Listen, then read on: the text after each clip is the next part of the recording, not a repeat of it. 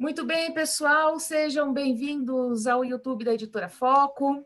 Nós hoje estamos reunidos virtualmente para fazer um lançamento do livro Eleições, que foi aí coordenado pelo professor Arthur Rolo, que vai, então, falar um pouquinho para a gente da ideia do livro, quando surgiu, e falar um pouco sobre a homenagem que ele está fazendo aí para o pai, né? Eles todos estão fazendo para o pai, sobre o livro, e depois eu explico um pouquinho mais também sobre o lançamento da obra aqui pela editora. Professor Arthur, por favor, com a palavra. Bom, vou falar rapidinho para dizer qual foi o propósito. Esse nosso grupo já escrevia livros coordenados pelo nosso saudoso pai, Alberto Rolo. O último livro foi escrito no ano de 2010, e aí depois ele acabou não coordenando outros livros, e aí a gente ficou até este ano sem escrever nada. Então, a ideia foi, em virtude aí do falecimento dele, aproveitar esse ano de 2020 para lançar um livro em homenagem a ele, pegando aí os colegas de escritório, os familiares e os amigos. Então, por isso que o Dr. Padim, que era muito próximo dele, está aqui conosco na hora que foi convidado, prontamente aceitou o convite, e todos os demais também. Então, nós nos reunimos para fazer essa homenagem. Eu queria aproveitar um agradecimento especial a você, professora Roberta, pela oportunidade que você, desde o primeiro momento, porque antes, logo surgiu a ideia, nós conversamos e você, o tempo todo, já me deu a certeza de que a editora Foco encamparia esse trabalho. Então, eu queria fazer aqui um registro de um agradecimento especial a você por ter encampado e acolhido o nosso projeto. Muito obrigado.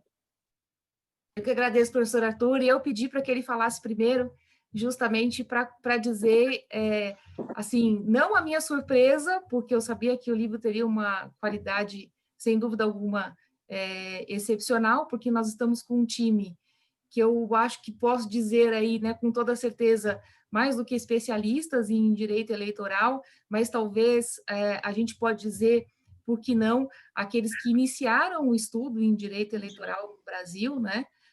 Eu acho que isso é uma marca extremamente forte, e eu fiquei bastante admirada com não a qualidade, como eu disse, porque eu sabia que isso seria muito importante para todos nós, mas pela didática, pela maneira como os temas foram tratados, que para mim se tornou um manual mesmo de direito eleitoral. A gente, num primeiro momento, havia conversado numa ideia de ter uma obra de direito eleitoral, mas que hoje, eu olhando o livro, para mim, eu que não tenho nenhum tipo de conhecimento mesmo em eleitoral, lendo o livro, a gente vai, de fato, aprendendo e aprofundando a matéria. Então, agradeço ao Arthur pela confiança, aos autores pela confiança, e especialmente queria parabenizar pela didática, como vocês conseguiram trabalhar o texto, e acredito aí que, não, sem dúvida nenhuma, por causa disso, o livro está sendo um sucesso. Eu tenho certeza que em breve a gente vai falar de mais uma tiragem, viu, Arthur? Em breve, eu vim de uma reunião agora na editora, a gente tem agora as livrarias estão voltando, e elas já estão começando até a fazer mais pedidos do livro, que para a gente tem sido mesmo uma alegria muito grande. Então, muito obrigada, obrigada pelo tempo de vocês, estar aqui para, enfim, a gente poder fazer um pouco da apresentação da obra. E eu vou, então, passar a palavra para o doutor Alexandre Rolo, que vai iniciar os trabalhos. Doutor Alexandre Rolo, que é doutor em Direito das Relações Sociais e advogado. Doutor Alexandre, por favor, com a palavra.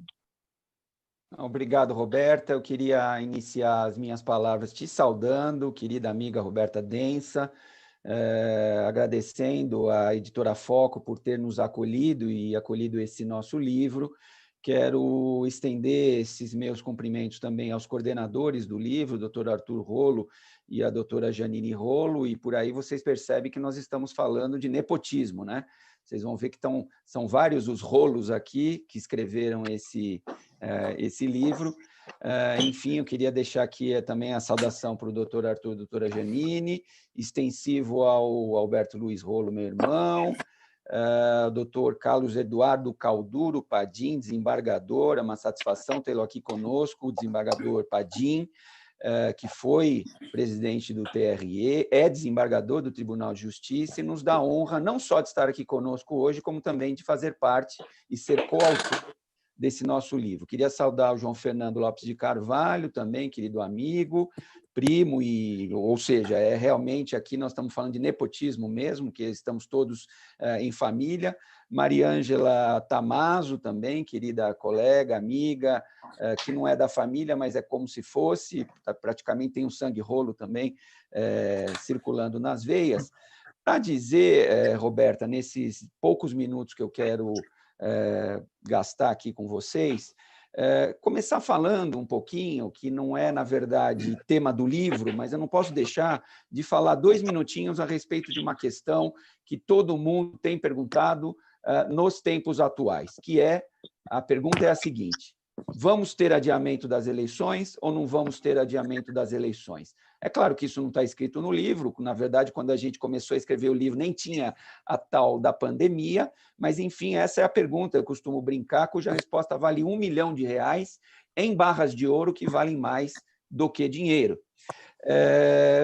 Se dependesse da minha vontade, eu diria que deveríamos respeitar a Constituição Federal e, portanto, realizar as eleições no primeiro domingo de outubro e no último domingo de outubro, mas, na verdade, não depende nem da minha vontade, nem da vontade do próprio TSE, nem da vontade do Congresso Nacional. Depende da pandemia, dos números que estão subindo, e me parece que não vai ser possível, então, se eu tivesse aqui uma bola de cristal, diria que não vai ser possível manter o calendário, haverá necessidade de adiamento das eleições, oxalá esse adiamento ocorra ainda em dezembro, até no máximo dezembro desse ano, para que não haja necessidade de prorrogação de mandato, unificação de eleição de jeito nenhum, para mim, inclusive, é inconstitucional, e é cláusula pétrea o voto direto, secreto, universal e periódico, e para mim essa periodicidade de 2 em 2 anos, eu não posso flexibilizar para 4 em 4 anos, porque daqui a pouco eu flexibilizo de novo para 8 em 8 anos, e por aí vai. Então, quero dizer que provavelmente nós teremos o adiamento, sim, das eleições. A Justiça Eleitoral e o Congresso Nacional têm que pensar em algumas coisas envolvendo o calendário eleitoral e as eleições, como, por exemplo, a abstenção do eleitor. Tenho para mim que, se a gente tentar manter a eleição no primeiro domingo de outubro, nós vamos ter uma abstenção gigantesca de eleitor, porque o eleitor justamente vai ter medo de ir votar e se contaminar durante o processo de votação. A Justiça Eleitoral tem que tomar cuidado, o presidente Padim presidiu o TRE, sabe como isso funciona, tem que se preocupar com os mesários.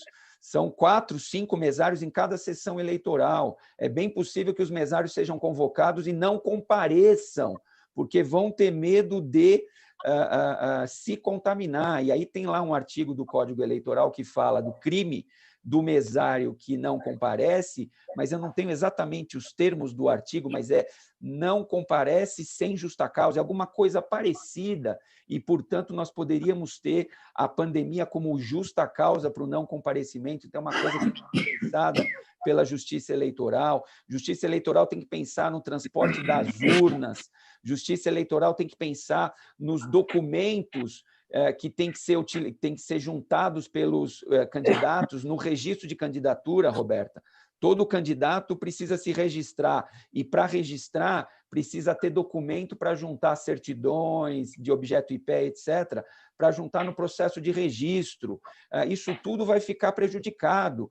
Nós temos discutido isso na OAB, na Comissão de Direito Eleitoral da OAB, e eu tenho dito que a correta instrução do processo de registro é questão de ordem pública, não é só de interesse da advocacia.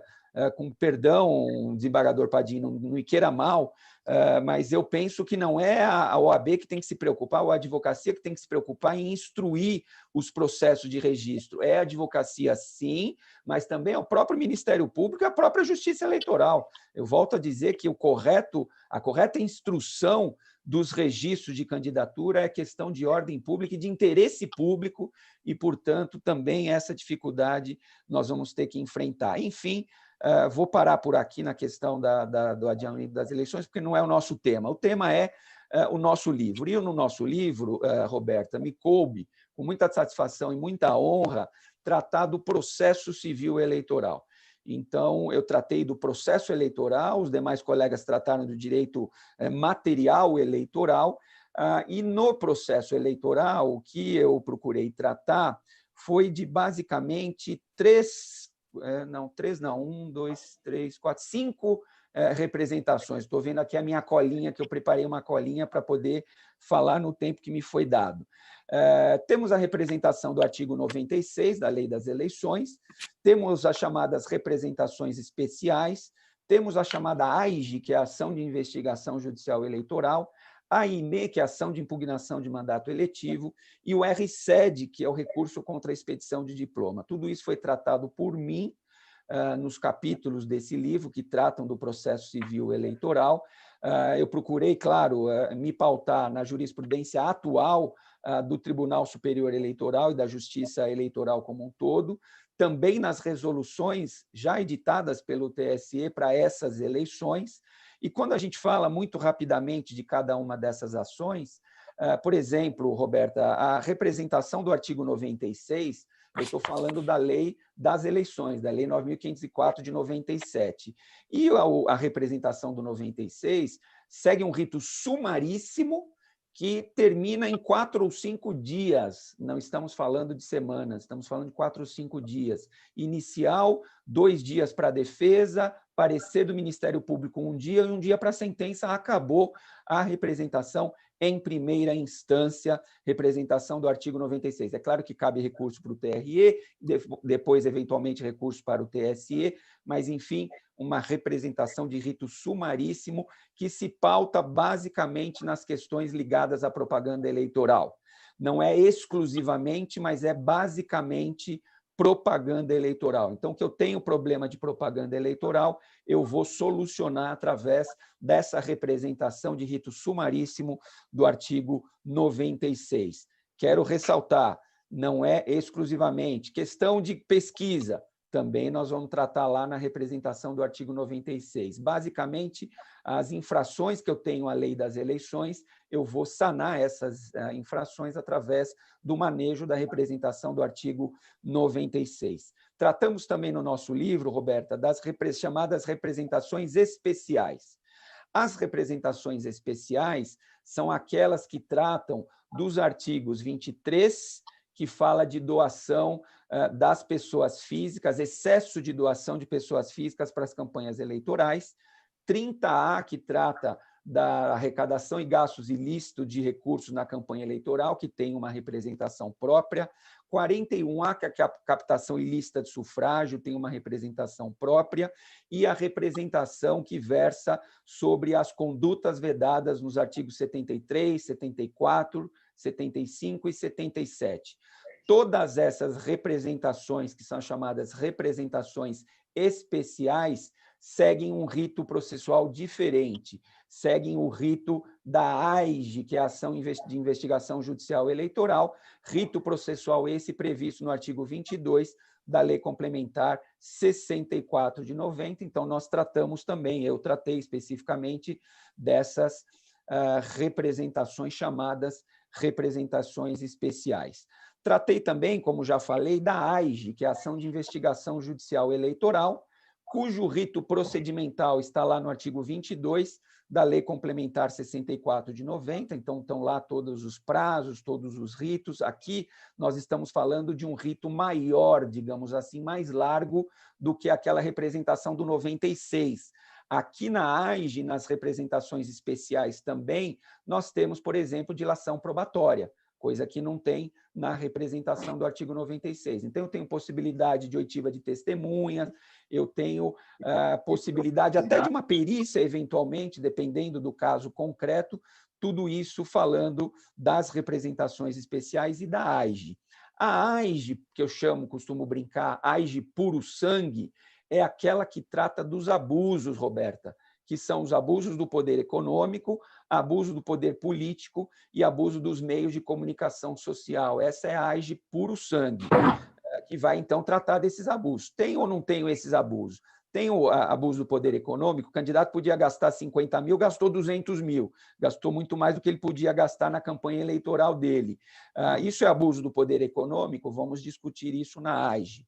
Abuso do poder político nada mais é do que o uso da máquina administrativa. Estamos falando de eleições municipais. O prefeito usou a máquina administrativa para se reeleger ou eleger o seu sucessor. Isso tudo nós vamos discutir, se for o caso, na AIGE, que é a Ação de Investigação Judicial Eleitoral, se houve ou não uso da máquina administrativa.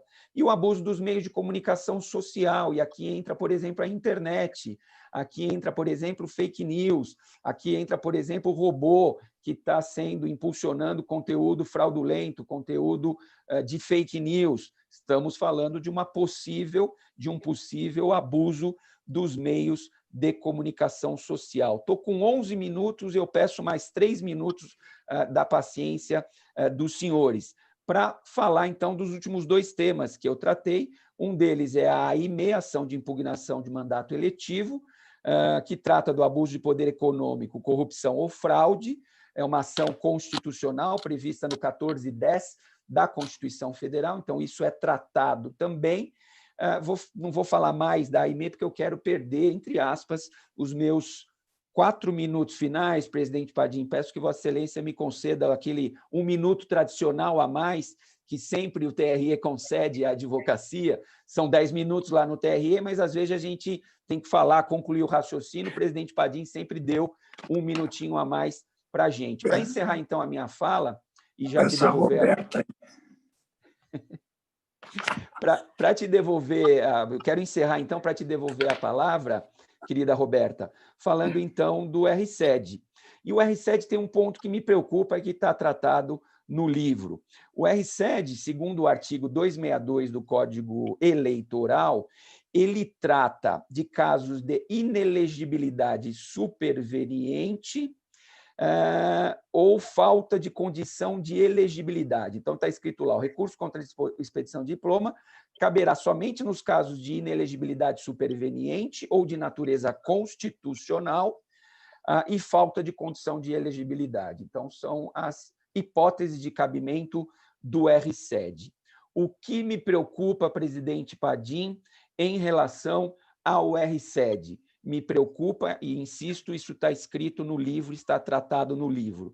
Me preocupa o parágrafo 2º do artigo 262 do Código Eleitoral, incluído pela Lei 13.877 de 2019, que confunde, no meu ponto de vista, esse parágrafo 2º, os conceitos de inelegibilidade superveniente e inelegibilidade pré-existente.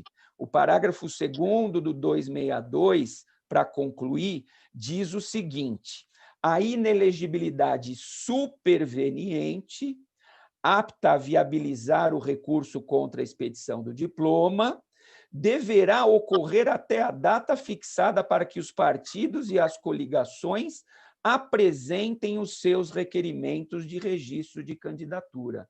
Então, vejam aqui que o legislador confundiu alhos com bugalhos. O legislador fala que a inelegibilidade superveniente deverá ocorrer até a apresentação dos registros das candidaturas. Não dá para trabalhar assim, presidente Padim. Não dá, o legislador confunde uma coisa com a outra. Inelegibilidade superveniente, o conceito até semântico da palavra superveniente é aquela inelegibilidade que ocorra após o registro, supervenientemente ao registro. Após o registro, nós temos, então, a inelegibilidade superveniente. Então, como é que o legislador pode tentar classificar a inelegibilidade superveniente dizendo que tem que ser aquela que deverá ocorrer até a data fixada para os registros dos candidatos? A inelegibilidade que aparece até o registro é a inelegibilidade pré-existente e não a superveniente. Enfim, isso está sendo tratado também na minha parte do livro. Estamos aqui, doutora Roberta, com 14, 54, 55, 56. Termino, então, a minha fala com 15 minutos, que foi aquilo que me foi passado. Mais uma vez, eu quero agradecer os queridos colegas e a Roberta por terem me dado a palavra em primeiro plano. Tem aí um motivo por trás disso, mas, enfim, eu quero ainda ficar na sala para ouvir o querido desembargador Calduro Padim. Com isso, eu te devolvo a palavra, agradecendo mais uma vez a oportunidade, Roberta. Obrigada, doutor Alexandre. Eu fico imaginando, assim, ouvindo isso tudo, a dificuldade que é o trabalho de vocês aqui num segundo semestre, ou quando começa a eleição, né? Porque eu imagino que, por esses prazos e tudo isso muito curto, deva deixar o trabalho de todos vocês bastante complexo, e o quanto isso tudo é importante para a democracia. Quer dizer, tudo isso que foi dito, se respeitado e quando respeitado, deixa o jogo da democracia limpo. E a gente olha hoje o problema da fake news e a gente percebe o quanto a vida era um pouco mais fácil antes, porque acho que a questão da publicidade, né, da propaganda mesmo que era feita, não publicidade, porque isso é coisa de consumerista, né, professor Rolo? Então, aqui era de fato muito mais fácil fazer e talvez mais limpo, e hoje talvez muito mais complicado. Doutor Alexandre, que faz aniversário hoje, por isso que ele colocou aqui a fala dele, né? Nós colocamos em primeiro lugar para que ele possa depois, então, daqui a pouco, sair da sala, comemorar o aniversário, mas agradeço muito, parabenizo não só pelo livro, mas pelo trabalho que vem fazendo em frente à OAB, lá na Comissão de Cultura e Eventos, né? Muitos eventos, eu já cheguei a participar de alguns também, fiz até alguns online esses dias, né?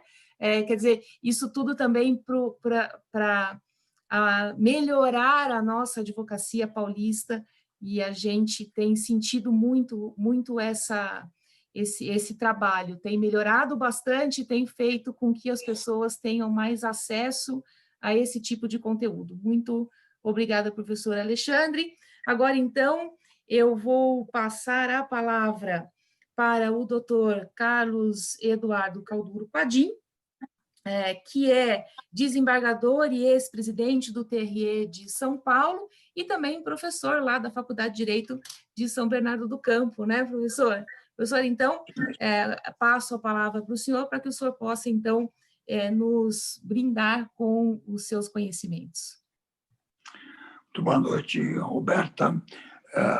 Em primeiro lugar, eu gostaria de cumprimentá-la e, através de você, a editora Foco, por estar patrocinando esse lançamento e por ter abraçado essa ideia deste livro, que vai se tornar um manual bastante útil no dia a dia das questões das eleições, não só nessa, e até para as futuras, se bem que cada eleição acaba ficando com as suas circunstâncias e com as suas resoluções Eu acho que o livro, pelo seu caráter estruturante e de atualidade, vai servir sempre de um elemento, um porto seguro para o usuário no tocante às eleições. Eu também queria dizer que eu tive uma enorme satisfação ao receber o convite do Arthur em nome do Triplo A, né? Quer dizer, que é o Alberto, o Alexandre, o Arthur. Agora nós temos o João Fernando e a Maria Ângela, né?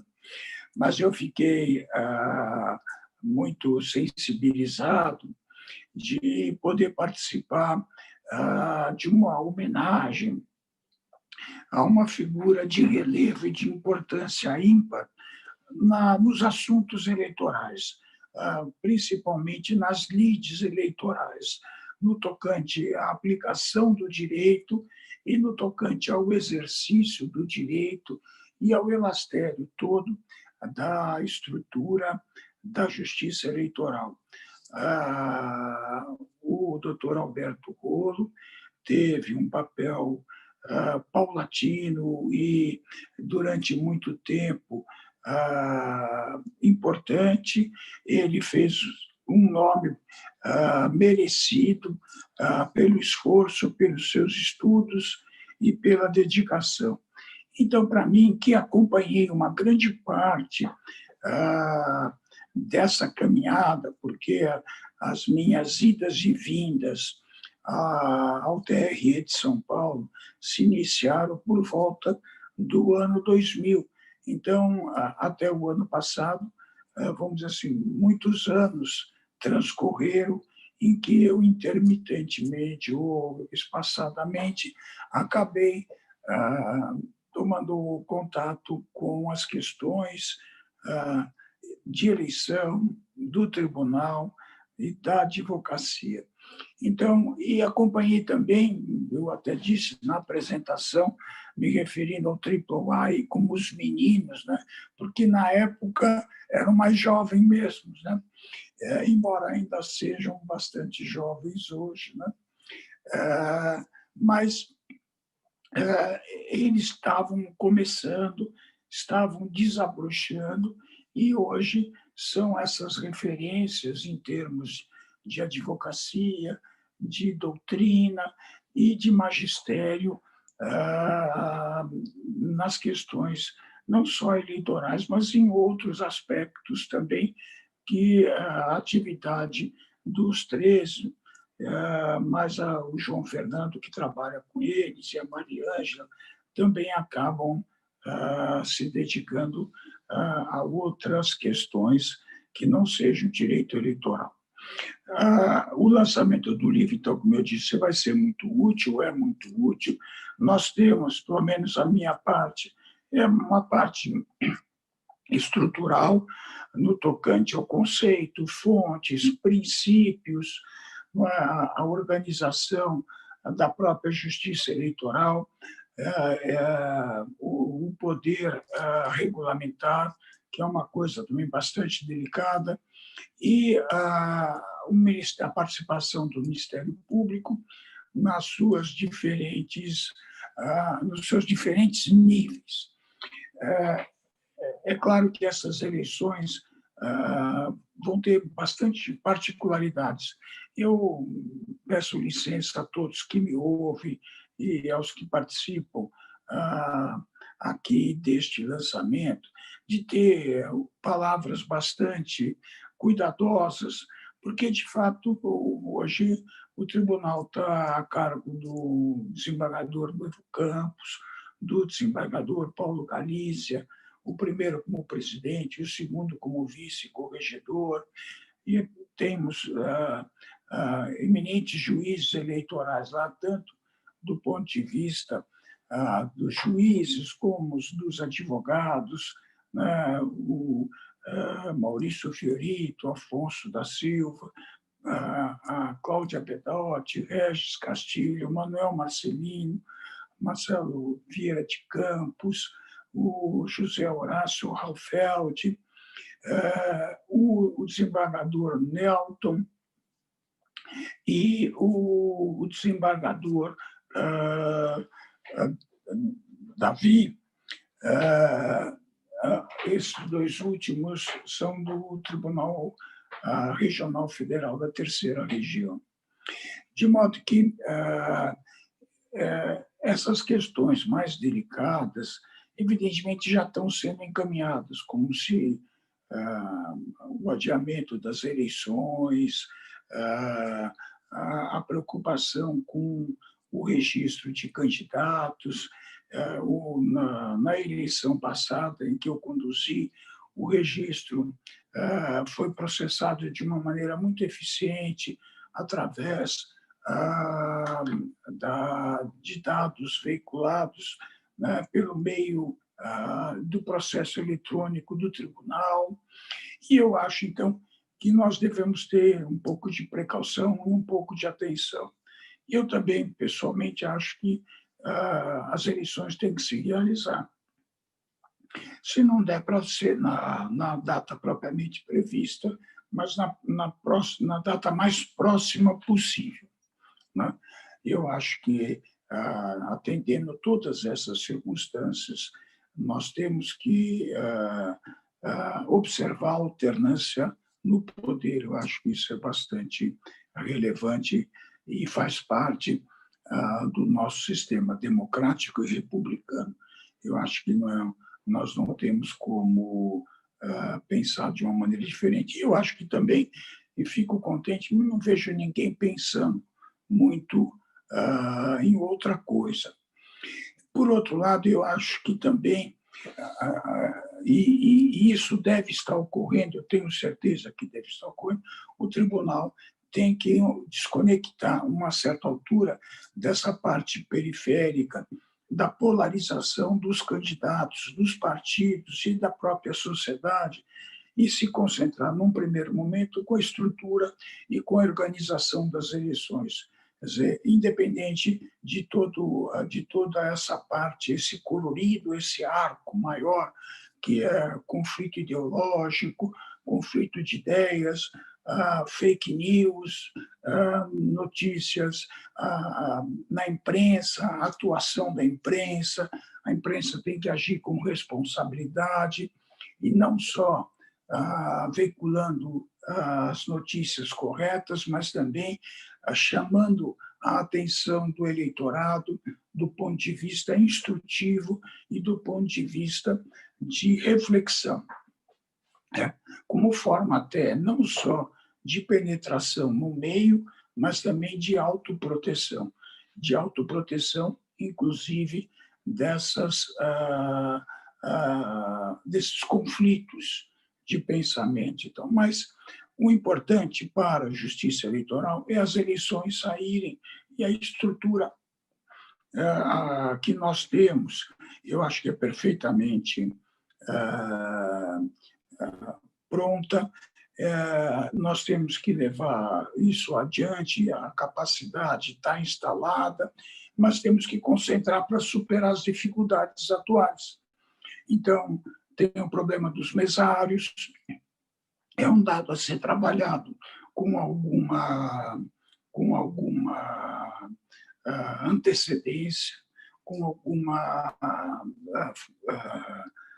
previsão mais assim acentuada, né? Uma tentativa de antecipação de uma série de questões que possam vir a surgir, uma espécie de autoproteção. Então, acho que num dado momento, a estrutura básica da justiça eleitoral tem que estar voltada para entregar a eleição do ponto de vista operacional.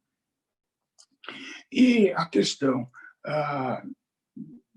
que gira em torno ou sobrepaira, né, das questões ideológicas, políticas, partidárias e tudo, isso, vamos dizer assim, em primeiro lugar, a justiça eleitoral é reativa.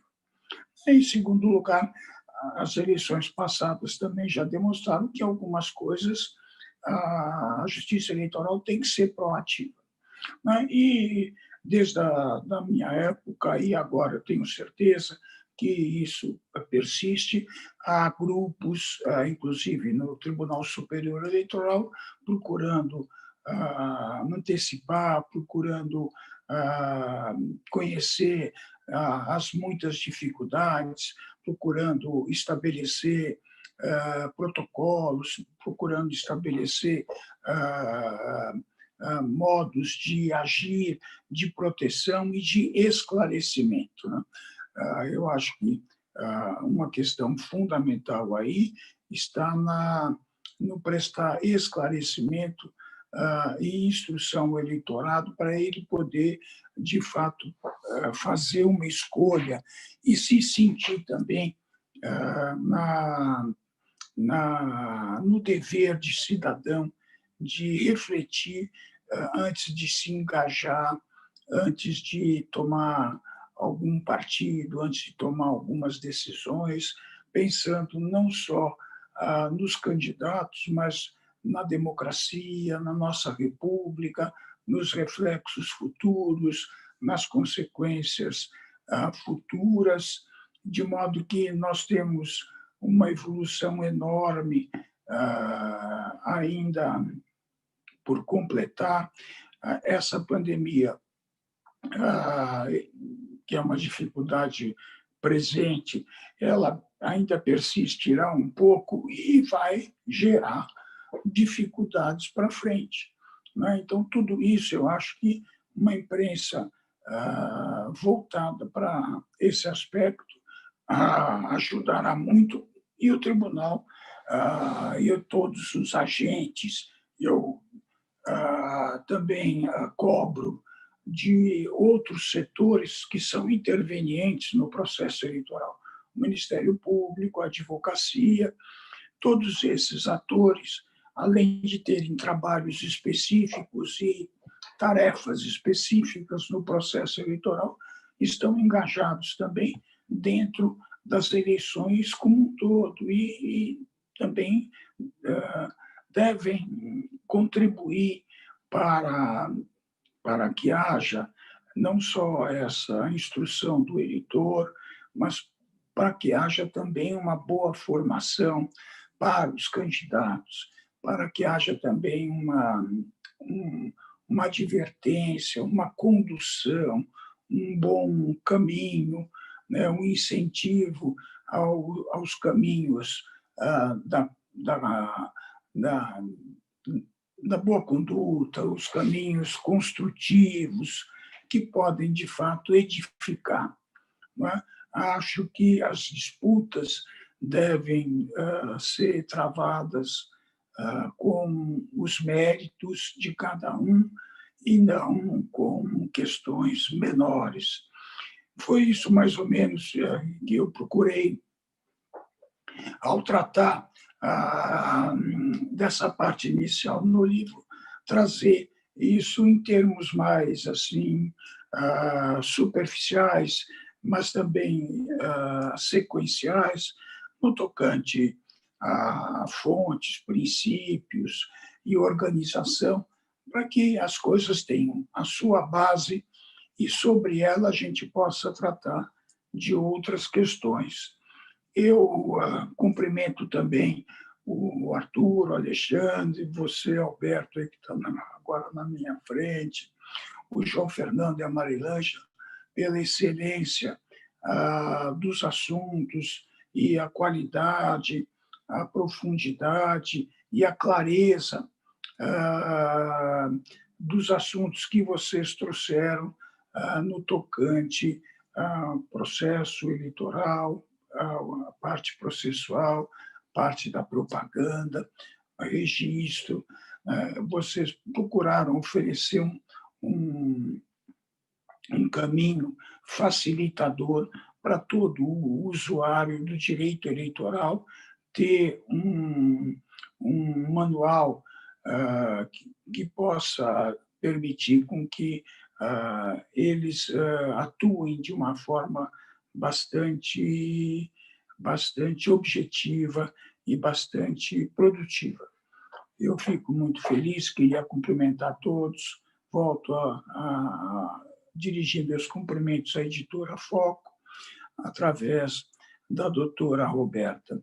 E a vocês, Arthur, Alberto, Alexandre, João Fernando e Maria Ângela, quero desejar redobrado sucesso, além daqueles que vocês já estão experimentando por justo esforço e dedicação e por competência, não vou dizer nem nata nem herdada, mas uma competência por esforço individual, que acompanhei muito essa dedicação de estudos, do exercício da advocacia, do magistério, de vocês, e posso dizer da dedicação e do esforço, não é? Que esse estágio atual de vocês, esse sucesso que vocês têm na área eleitoral é fruto dessa dedicação e é muito merecido. Então, eu fiquei muito feliz de poder participar, porque o doutor Alberto tinha um relacionamento bastante bom comigo e era um personagem de destaque na parte da advocacia, nos trabalhos eleitorais, e isso sempre foi uma coisa bastante dignificante, né, que eu também sempre valorizei muito. Então, cumprimento a todos e agradeço também a oportunidade de eu poder participar dessa obra, que vai, com certeza, ter bastante repercussão. Então, era isso que eu tinha a dizer. Agradeço aí. Não sei se eu excedi meu tempo ou não, mas aparentemente acho que não. Então, agradeço a todos. Eu agradeço, doutor Carlos Eduardo, muito obrigada pela participação, pela fala, pelo trabalho, né? Que é justamente o que faz manter a democracia. Nós temos aqui algumas pessoas no YouTube ao vivo assistindo conosco, alguns comentários. Paulo Bruno, por exemplo, fala sobre a questão da fake news, né? Que muita gente fala o que é fake news, mas tem realmente muita gente não conceitua, não diz exatamente o que é, né? A Carol Palumbo, que foi aluna também do Rolo lá no Mackenzie, do Alberto Rolo, está mandando aqui um abraço. O Paulo Bruno disse o seguinte: democracia é um cabo de guerra. E é isso aí, né? Para que esse jogo democrático ele seja minimamente justo, a gente precisa desses mecanismos de eleições. Muito obrigada mais uma vez, doutor Carlos Eduardo. Vou passar a palavra agora para o professor Arthur Rolo. Doutor Arthur Rolo, que é doutor em Direitos Difusos e Coletivos pela PUC de São Paulo, advogado, professor titular da Faculdade de Direito de São Bernardo do Campo. Professor Arthur, com a palavra. Obrigado mais uma vez, Roberta. Um prazer estar aqui nesse lançamento virtual. E a ideia, Roberta, você sabe, era fazer um evento grande, um evento de lançamento na Assembleia Legislativa do Estado de São Paulo. Já estava marcado, mas a Covid-19 nos impediu de realizar esse evento presencialmente. Queria contar um detalhe interessante que quando entrei na Faculdade de São Bernardo, Roberta, no ano de 2001, o homenageado aí, o doutor Alberto Rolo, pediu para o doutor, me recomendou o doutor Padim, que já era professor lá há muito tempo atrás, pediu para ele tomar conta de mim. Desde então, ele é o meu guardião lá na Faculdade de São Bernardo, é meu protetor e é amigo da família, enfim. E estava o tempo todo com o doutor Alberto Rolo, tinha um relacionamento muito próximo, então uma satisfação enorme estar aqui junto com ele, cumprimentar o Alberto, cumprimentar o João, cumprimentar a Maria Ângela e falar o seguinte: a gente tem aí a questão da Covid-19 e a gente está vendo alterações profundas também no direito eleitoral. A gente agora vem falando até em direito eleitoral da Covid-19. A gente está nessa fase de pré-campanha e tem muitos pré-candidatos que estão nessa pré-campanha entregando máscara, entregando cestas básicas, fazendo todo tipo de assistencialismo com ampla promoção. Eu vi até, chegou para mim, um outdoor de pré-candidata ensinando a colocar a máscara. Parece uma boa intenção, mas como é que fica esse emprego de outdoor, que não é propaganda antecipada, porque não tem o pedido direto de voto, mas também se pura e simplesmente permitir que esse outdoor se mantenha, isso vai provocar um desequilíbrio na disputa, que é a grande finalidade da justiça eleitoral, é manter a condição de paridade entre os candidatos, fazer com que os candidatos larguem do mesmo ponto e que um não largue na frente do outro para não ter condições desiguais aí de concorrer. Então, esse é um dos temas, por exemplo, que está tratado aqui no livro, essa questão de utilização de outdoors na pré-campanha, se pode ou se não pode. Já tem um entendimento firmado pelo Tribunal Superior Eleitoral no sentido de que aquelas formas de propaganda proibidas no período regular de campanha também são proibidas na pré-campanha. Então, se outdoor é proibido durante a campanha eleitoral, como de fato também está proibido na pré-campanha eleitoral. A gente, na obra, classifica a irregularidade da propaganda eleitoral enquanto ao tempo, porque a propaganda eleitoral ela tem data para começar e data para terminar. Ela começa, se não houver nenhuma modificação aí por força do adiamento das eleições, ela começa em 16 de agosto de 2020, no caso desse ano, e termina às 22 horas do dia 3 de outubro, se houver a manutenção da data da eleição no dia 4 de outubro.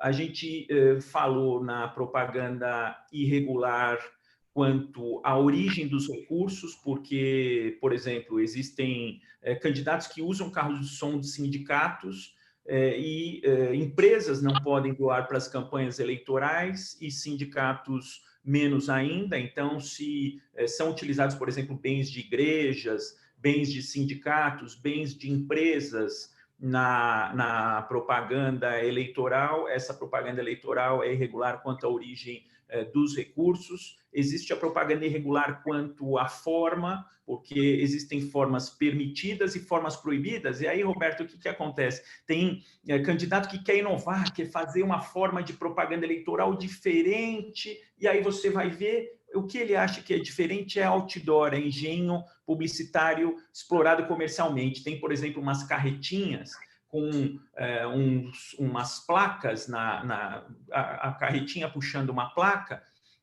Tem candidato que não identifica isso como outdoor, mas é um engenho publicitário explorado comercialmente. Então, irregular quanto ao tempo, irregular quanto à forma, irregular quanto à origem dos recursos, é uma forma de sistematizar o estudo da propaganda eleitoral. A gente falou bastante também, e agora com o Covid-19 vai ser um tema mais em voga ainda, da propaganda eleitoral através da internet, das redes sociais. Ela não pode ser feita no site de pessoa jurídica, em blogs, em redes sociais de pessoas jurídicas, só pode ser veiculada em blogs, em redes sociais, em sites de pessoas físicas ou aquela veiculada nos sites de partidos, coligações e candidatos. Falamos também dos santinhos, né, dos impressos, dos volantes que são distribuídos, e hoje todo mundo fala em fake news. Eu sou da época em que se fazia campanha com fake news através de panfletinho. Então, aí na cidade de São Bernardo do Campo, por exemplo, eu lembro que geralmente 10 horas da manhã de sábado, que era o pico de pessoas nas ruas de comércio de São Bernardo, chegavam, imprimiam fake news no panfletinho e saíam distribuindo, e a distribuição era feita tão rápido que até o cliente ligar para o advogado tomar uma providência, isso já tinha espalhado. A grande diferença agora das fake news é que tem formas aí de multiplicação absurda através das redes sociais. E eu tinha para mim que essa questão de compartilhamento de fake news já tinha sido equacionada pelas redes sociais. Qual não foi minha surpresa de que existem pessoas aí que estão conseguindo compartilhar conteúdos, eu não estou falando de conteúdos ilícitos, estou falando até de conteúdos lícitos,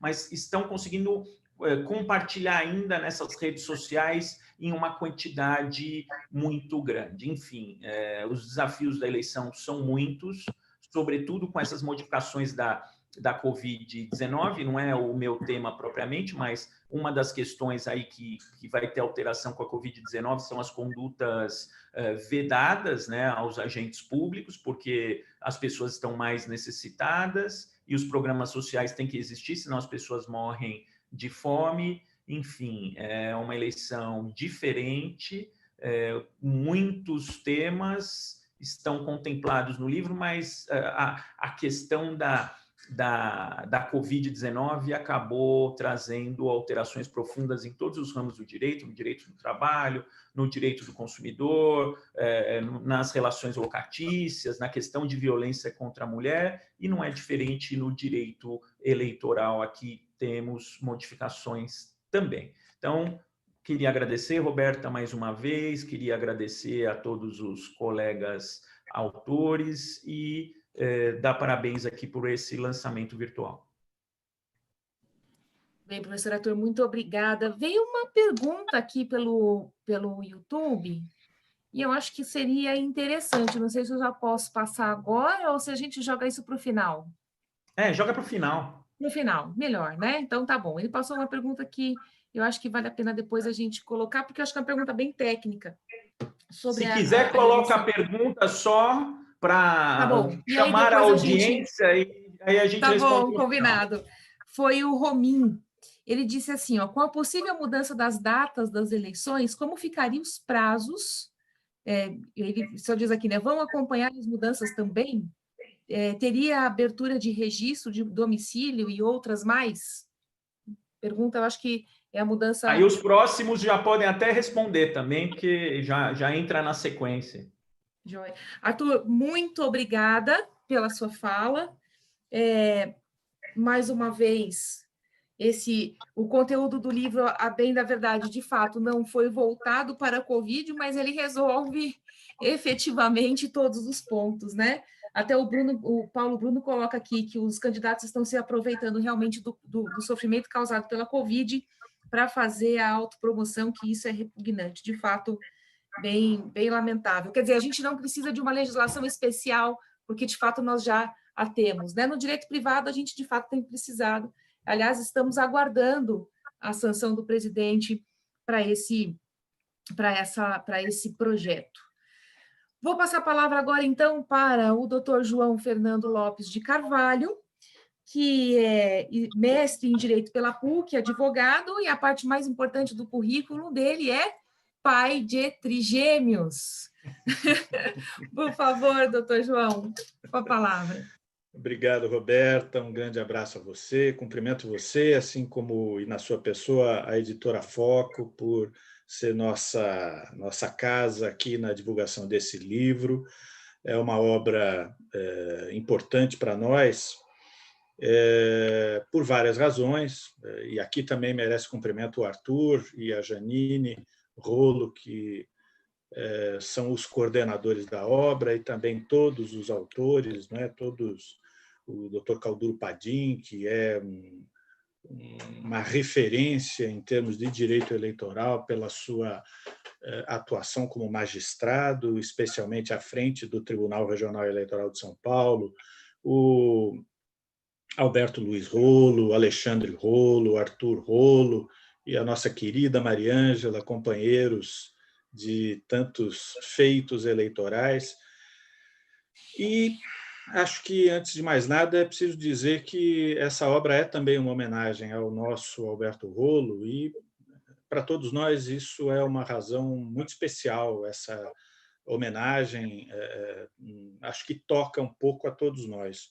O Alberto Rolo foi um pioneiro, foi um dos primeiros advogados que se especializou no direito eleitoral, foi um estudioso, foi um doutrinador do direito eleitoral, e digo mais, foi um amigo, não é, de mais de 30 anos de convivência que tive com ele. Sem dúvida nenhuma, deixou para todos nós, para todos que convivemos com ele, um exemplo, uma inspiração em relação ao amor pelo direito eleitoral, pelo estudo, pela divulgação, pela prática do direito eleitoral, que eu acho que nós reproduzimos no nosso dia a dia, na nossa vida, na nossa atuação nos tribunais, na nossa vida acadêmica. Acho que tudo isso nos serve continuamente de inspiração. E eu diria a você, Roberta, que eu sou um homem que gosta de adrenalina, porque, além de praticar o direito eleitoral, eu sou pai de trigêmeos, realmente. Isso é adrenalina até não poder mais. O direito eleitoral tem muitos desafios, e alguns dos desafios têm a ver com as características de celeridade do processo eleitoral. O processo eleitoral, quando a gente tem um prazo muito grande, é de 3 dias, aí é uma maravilha.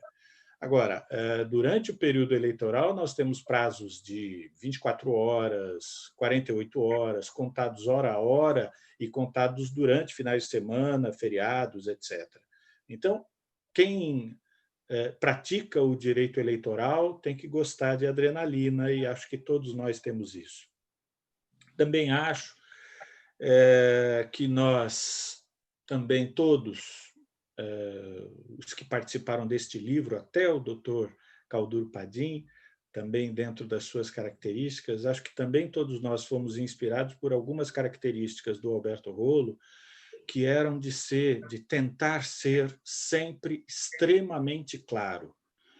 O Alberto escreveu muitos livros, fez muitas manifestações orais e escritas em toda a sua vida profissional, mas ele sempre tinha a característica de não se deixar perder nas alturas dos raciocínios etéreos, não é? Acadêmicos, etc. Ele tentava ser sempre muito objetivo.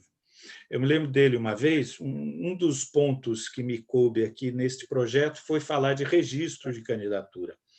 Eu me lembro dele contar que fez uma sustentação no Tribunal Superior Eleitoral, e me parece que o ministro relator era o ministro Marco Aurélio, que hoje ainda está no Supremo Tribunal e também, eventualmente, ocupa cadeira no TSE. E ele dizia para o ministro Marco Aurélio: não, mas este candidato, ele é alfabetizado porque ele tem carteira de motorista. Imagina, se ele não tem carteira de motorista, não vai entender a placa de trânsito, vai bater com o carro, isso é muito mais perigoso do que se candidatar. E não é que agora nós temos uma súmula eleitoral do TSE, súmula número 55 do TSE, que diz que a Carteira Nacional de Habilitação gera a presunção de escolaridade necessária ao deferimento do registro de candidatura. Salve o doutor Alberto, finalmente foi ouvido, está vendo?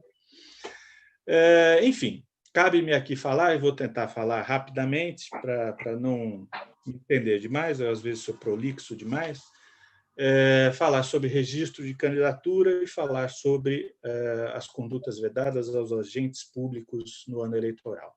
O que é o registro de candidatura? Bem, no nosso sistema eleitoral, estabelecido a partir da Constituição na legislação eleitoral, os partidos políticos escolhem os candidatos e levam à Justiça Eleitoral o pedido de registro de candidatura destes candidatos para poderem participar do pleito.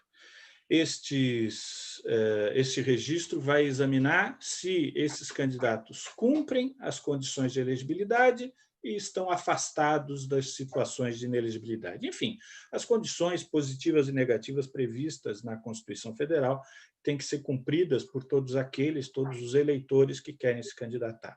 É disso que se trata no registro de candidatura. Então, tem que ser brasileiro, tem que estar em pleno gozo de direitos políticos, tem que ter filiação partidária, não há no Brasil candidatura sem filiação partidária, tem que ter domicílio eleitoral na circunscrição do pleito, tem que ter idade mínima, essas são as condições de elegibilidade, e tem que se afastar de uma série de situações previstas na Constituição e na lei que impedem o direito de candidatura.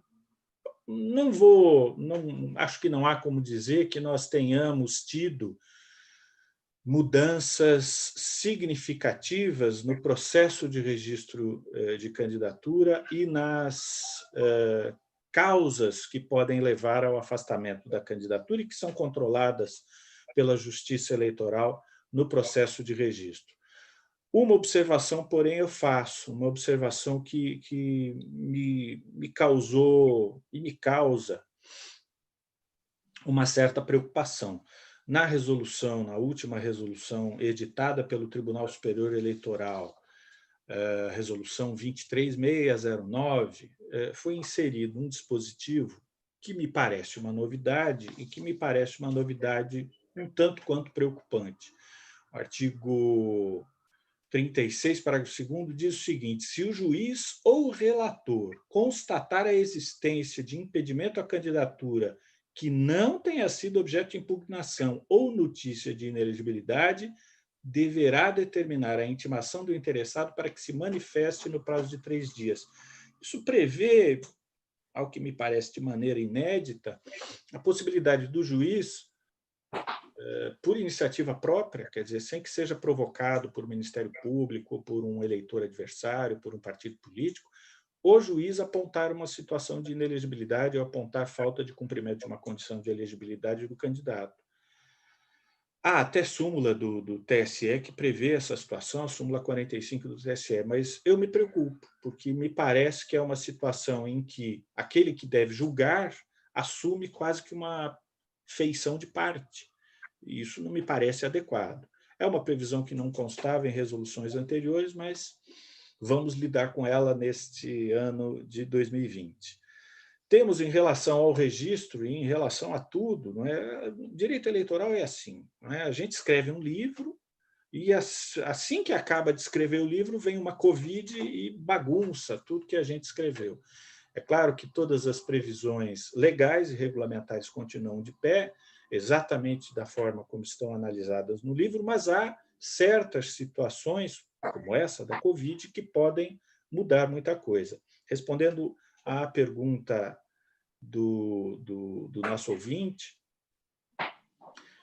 o que vai acontecer com as datas previstas, por exemplo, em relação ao registro de candidatura ou condutas vedadas, se houver modificação da data das eleições? Quero dizer que eu acho que haverá modificação da data das eleições. A gente, por enquanto, ainda está, digamos assim, adivinhando, mas parece que as eleições não poderão ser realizadas em outubro e parece que, segundo se divulga, já há no Congresso Nacional um consenso em torno de uma modificação que teria que ser feita na Constituição Federal para que, neste ano de 2020, excepcionalmente, as eleições sejam disputadas no primeiro turno, no dia 6 de dezembro, no segundo turno, no dia 20 de dezembro, já quase no Natal, serão umas eleições quase com peru de Natal. Bom, a modificação dessa data, é claro, modifica todas as datas do processo eleitoral. Há muitas datas que não precisam ser interpretadas, digamos assim, não é preciso ter uma preocupação especial, porque muitas datas, por exemplo, da fase de registro de candidatura, são datas fixadas em número de dias ou de meses antes da eleição. Assim, por exemplo, a prazo mínimo de filiação partidária. Quem quer concorrer a uma eleição precisa estar afiliado a um determinado partido político, ao partido político pelo qual se candidata, 6 meses antes da eleição. Se a eleição é em outubro, 6 meses antes, lá no comecinho de abril. Se a eleição é em dezembro, vamos 2 meses à frente, no começo de junho, justamente agora. Domicílio eleitoral, mesma coisa, 6 meses antes. Mas há algumas outras datas que estão previstas em dias específicos na legislação. Assim, por exemplo, as datas de realização de convenção partidária, as datas de realização de campanha eleitoral, as datas de entrega de prestação de contas, enfim, são atos que têm, para sua realização, a previsão de dias específicos. Esses dias vão ter que ser alterados. Então, além de alterar a data da eleição, essa nova regulamentação vai ter que também contemplar a mudança dessas datas específicas previstas em lei. De resto, vamos trabalhar com isso. Tratando um pouco da segunda parte aqui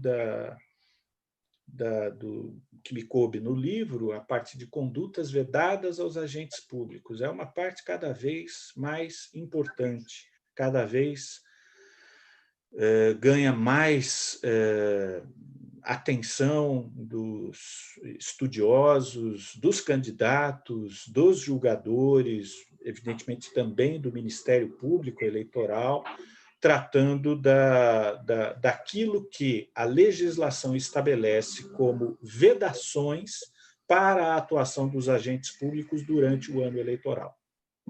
Então, a lei eleitoral, eu não vou aqui discorrer sobre cada uma dessas vedações, mas aqui eu acho que nos cabe, pelo menos em relação a este fato novo, que é o Covid, falar de algumas circunstâncias que podem trazer novidades aí na contemplação dessas condutas. Então, basicamente, as condutas que estão descritas lá na lei, utilizar bem público em favor de candidato, utilizar servidor público em favor de candidato, exceder prerrogativas do cargo em favor de candidato ou de partido político, fazer doação de bens de assistência social com vinculação à publicidade eleitoral e várias outras.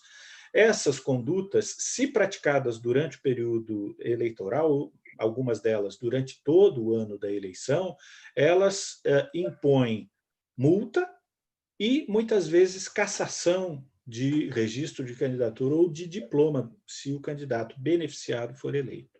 Então, são condutas seríssimas, que merecem um tratamento muito rigoroso do direito eleitoral. O que acontece com elas aqui nesta época de Covid? Primeiro, em relação a prazos. Hoje, nós temos aqui prazos que se contam em relação à eleição que ainda hoje está prevista para ocorrer no dia 4 de outubro. Então, por exemplo, nós temos, dentre essas condutas vedadas, uma proibição absoluta de realização de publicidade institucional a partir de 3 meses antes das eleições. Pela data das eleições que nós temos hoje, esse prazo seria a partir do dia 4 de julho, mas é possível que mude para dezembro. Enquanto nós não tivermos uma alteração legislativa, quando nós chegarmos no dia 4 de julho, já não pode haver mais publicidade institucional por parte de qualquer entidade pública envolvida no processo eleitoral deste ano, portanto, em qualquer entidade municipal.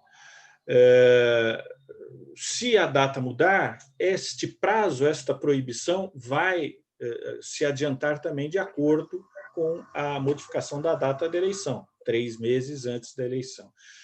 Nós temos também, neste ano de Covid, uma proibição que vai ganhar, sem dúvida nenhuma, uma grande atenção do Ministério Público Eleitoral, que diz respeito a uma vedação de conduta vedada de distribuir no ano eleitoral benefícios em caráter geral, em caráter para toda a população, benefícios como distribuição de bens ou qualquer tipo de vantagem que possa ser oferecido aos eleitores, exceto aqueles bens e aqueles programas que já existiam no ano anterior à eleição e que, no ano eleitoral, são apenas mantidos.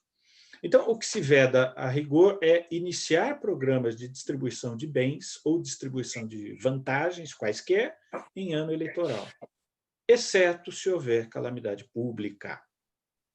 E aí nós temos a Covid. E a Covid é uma calamidade pública.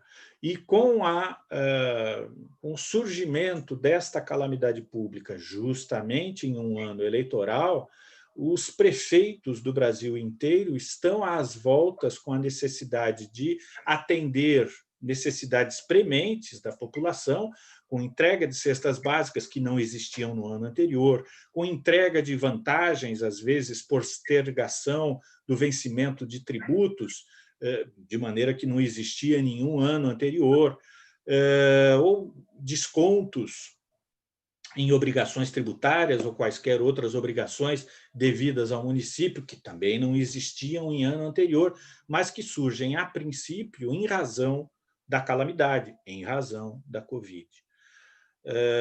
Eu tenho certeza que esse será um tema que será muito debatido, porque o que vai se verificar em cada caso é se o benefício que foi concedido pelo prefeito foi efetivamente motivado, justificado pela situação de emergência, pela situação de pandemia que nós estamos vivendo.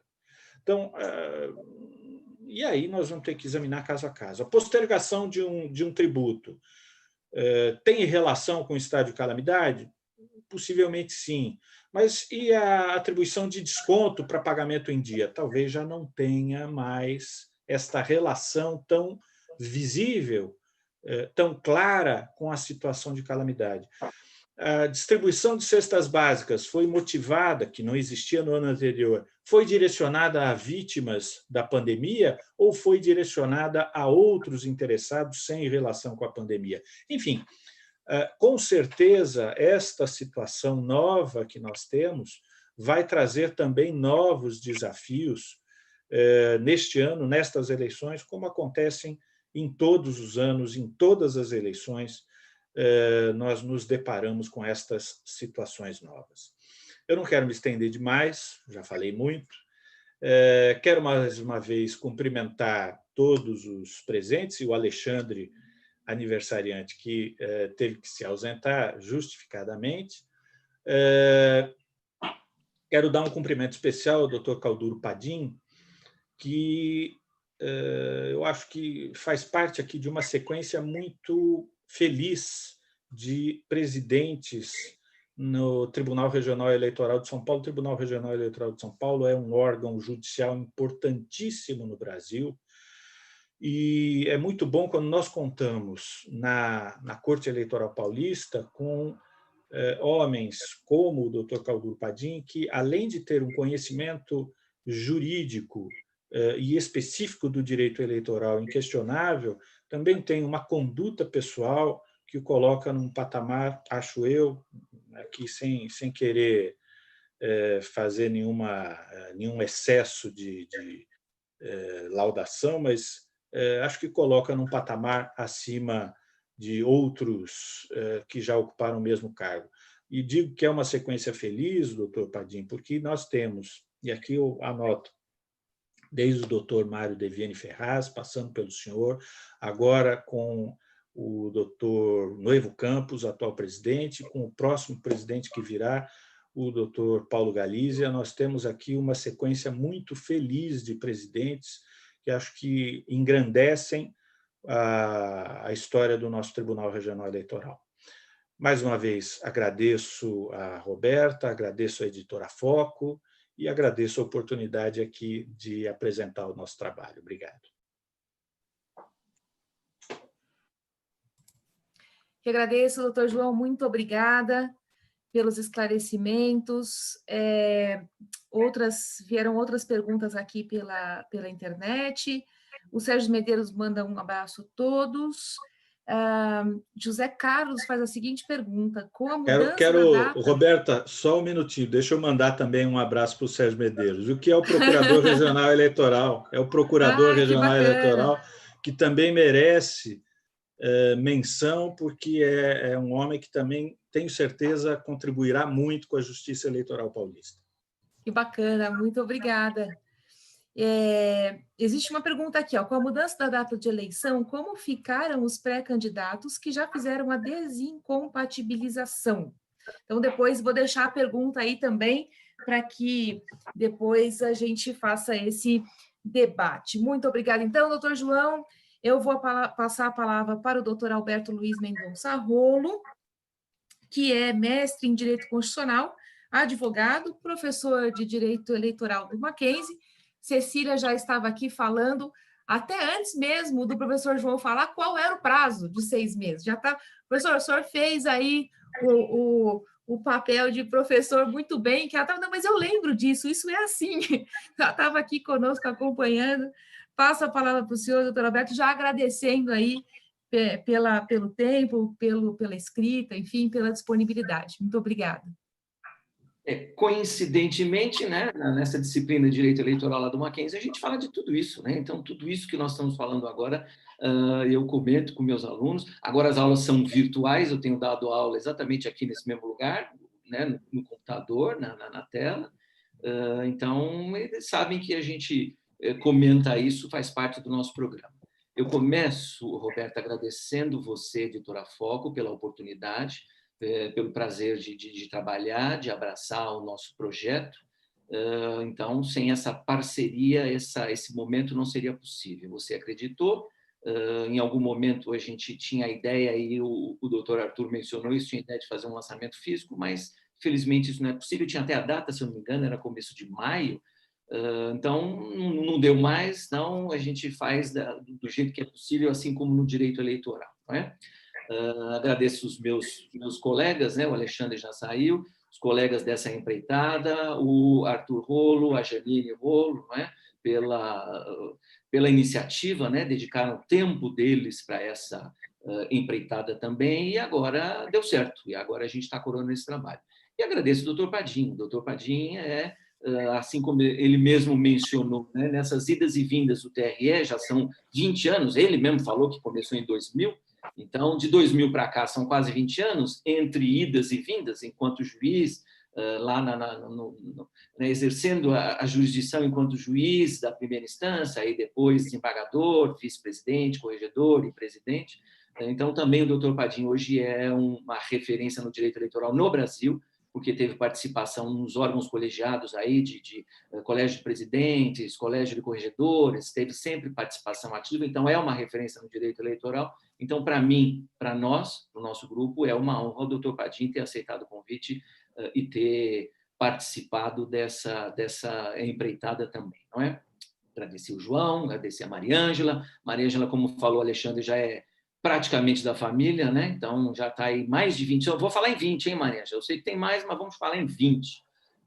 Pelo menos 20 anos, então já é também praticamente da família, né? Então, vamos lá.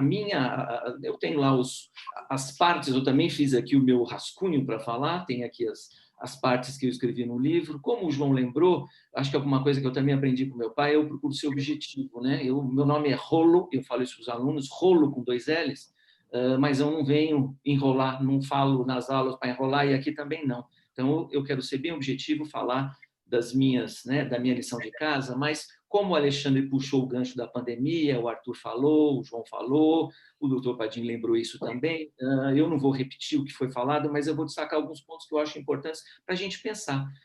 Agradecer, inclusive, a nossa audiência. Eu estou recebendo mensagens aqui do WhatsApp de bastante gente que está assistindo. Um abraço para o pessoal que está assistindo, muito obrigado pela essa oportunidade. E aí eu me lembro, eu anotei aqui algumas coisas importantes. O Alexandre mencionou, falou de problema da manutenção da data em outubro. Isso vai assustar os mesários, o doutor Padim mencionou isso, e vai assustar os eleitores. Agora, lógico, a gente sabe que o voto no Brasil é obrigatório, isso eu tratei na minha parte, eu falei, né, um dos assuntos que eu tratei foram os direitos políticos, então a gente sabe que no Brasil o voto ainda é obrigatório, Os alunos cobram isso, professor, por quê ainda, né? Mas isso a gente faz uma outra reunião virtual, mas o voto é obrigatório, mas a gente sabe que a multa é R$3 e não sei quantos centavos. Então, eu não tenho como não dizer para os meus alunos que, chegando, né, a eleição sendo mantida e a pandemia ainda não estando sob controle, alguém que tenha medo, eu não posso dizer o voto é obrigatório, você tem que ir lá correr risco. Corre risco de ficar doente e corre risco de levar a doença para sua casa. Então, esse eleitor acaba pensando que é melhor pagar multa. É obrigatório, eu vou lá, eu faço a guia DARF, lá o GRU, né, que chama, GRU, e pago a multa e pronto, e justifico perante a Justiça Eleitoral. Então, esse realmente é um problema, o Alexandre falou da abstenção. Agora, para não repetir a questão da abstenção, eu tenho mencionado em algumas entrevistas e também nas aulas que eu tenho medo, e aí a gente fala de fake news, que isso acontece em toda a eleição. Fake news vai chegar em algum momento, o pessoal vai dizer, olha, se todos, ou se a maior parte dos eleitores, né, metade mais um dos eleitores não comparecer, portanto, a abstenção for mais que 50%, maior que 50%, a eleição vai ser anulada, a justiça tem que fazer nova eleição. Eu canso de dizer, isto é mentira, mas vai ter fake news, como sempre tem, dizendo isso. Olha, não vá, não corra risco de ficar doente, ou pague a multa, justifique, porque depois vai ter que fazer nova eleição, porque a maioria dos eleitores, né, metade mais um, terá faltado, vai ter uma abstenção grande, e aí vai ter que fazer nova eleição. Isso é mentira, eu tenho buscado falar isso toda vez que eu tenho oportunidade de falar em público. Não acredite nisso se acontecer, né, das eleições serem mantidas e a pandemia não está devidamente controlada. Em relação ao adiamento das eleições, o ministro Barroso tomou posse a semana passada no TSE e ele foi muito veemente, muito categórico. Olha, o adiamento vai ser a última alternativa, se for realmente necessário fazer o adiamento. Agora, uma coisa que ele frisou, o Alexandre também mencionou, sem prorrogação de mandato. Né? Prorrogação de mandato seria, inclusive, inconstitucional, né? Você infringir aquele princípio, né, da alternância do poder, dos mandatos, da duração dos mandatos de 4 anos.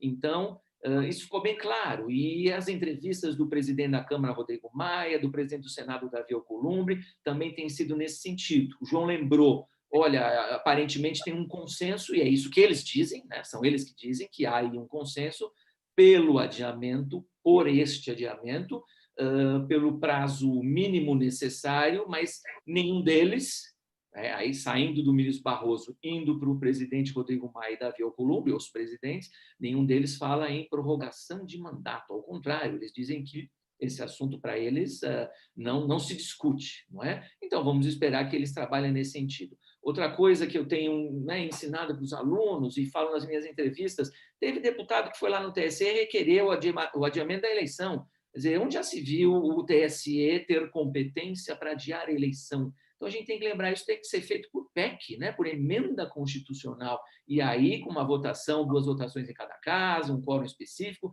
Então, não é o TSE que muda a data de eleição. Um dos projetos que está lá, me parece que é o que está sendo abraçado, faz a alteração das datas, porque é a Constituição que tem que ser alterada. Depois a gente precisa ver o ponto que o João tocou sobre a alteração de outras datas, né? Prazo de registro, prazo de convenção, prazo de o mesmo de incompatibilização. Alguns estão com a data expressa na lei, outros não, falam 6 meses antes ou 3 meses antes. Aí essa mudança seria automática.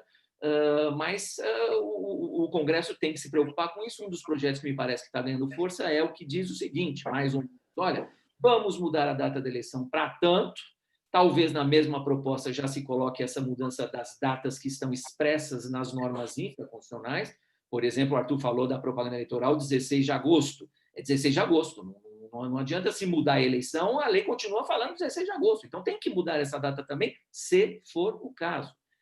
Então, aí, talvez, na mesma PEC dê para mudar também essa data, vamos ver como é que sai. Mas o que é interessante é essa proposta que está aí ganhando esse consenso, aí sim, dá para a Justiça Eleitoral, dá para o TSE, competência para adaptar o calendário eleitoral naquilo que é necessário, se as datas forem para final de novembro ou dezembro. Então, aí sim, a Justiça Eleitoral vai ter competência para adaptar a nova data da eleição ao novo calendário eleitoral. Mas data que está prevista na lei não é a Justiça Eleitoral que tem que mudar. Tá? O que mais que eu anotei aqui? Finalmente, para encerrar esse assunto, né? Da pandemia e das consequências da pandemia. Eu sempre tenho mencionado que qualquer alteração tem que ser por razões de saúde pública, de saúde do eleitor, de segurança da sociedade, não por razões políticas. E eu tenho visto, ouvido, lido algumas entrevistas onde o pessoal parece que tem mais interesse em ajudar o prefeito daqui ou dali a ganhar 2 anos de mandato, se for o caso de unificação, do que preocupado com a saúde do eleitor. Não é? Então, se houver mudança, a mudança tem que ser por razões de saúde pública, não por interesses políticos. E aí vai caber à sociedade, ao eleitor, fazer esse controle.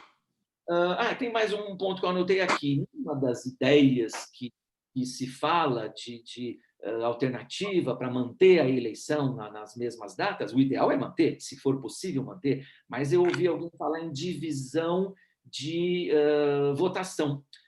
Dá para estender o horário de votação, dá para puxar para 7 da manhã e dá para esticar até as 8 da noite, e aí escalonar, não é? Grupo de risco tal hora, maiores disso, não sei o quê. Né? Dá para fazer algum tipo de escalonamento, mas mantendo no mesmo dia. Mas eu já vi propostas que estão lá no Congresso de dividir a votação em 2 dias. Aí eu acho complicado. Alguém vota no sábado, um grupo vota no domingo, porque aí eu acho que ainda que a propaganda eleitoral, como diz o Arthur, se encerre antes, né? Mas eu acho que um dia mais, um dia menos pode mudar o voto do eleitor, que não teria, ou conversando, olha, eu já votei nesse, porque você não vota também, então algum tipo de convencimento. Então, eu acho que essa não é uma solução, fazer a votação em 2 dias. Talvez a solução seja aumentar o prazo, começa às 6 da manhã, vai até 10 da noite, ou sei lá, mas não fazer em 2 dias, tá? E aí, Roberto, eu encerro esse assunto aqui da pandemia, que, pelas circunstâncias, tomou um tempo das falas de todos, não é? Então, isso aqui eu encerrei. Agora, minha parte, o que eu falei? Direitos políticos, foi um dos capítulos que eu falei, sob um ponto de vista mais filosófico, doutrinário, e aí entra a questão do voto obrigatório, que essa geração mais nova da sua filha, por exemplo, né, que estudou com a gente lá, estuda com a gente lá, cobra. Por que o voto obrigatório é um absurdo? Eu tenho o direito de decidir não votar, então a gente tem que fazer todo um preparo até de sociologia, né? Porque contar o histórico dessa ideia de voto obrigatório.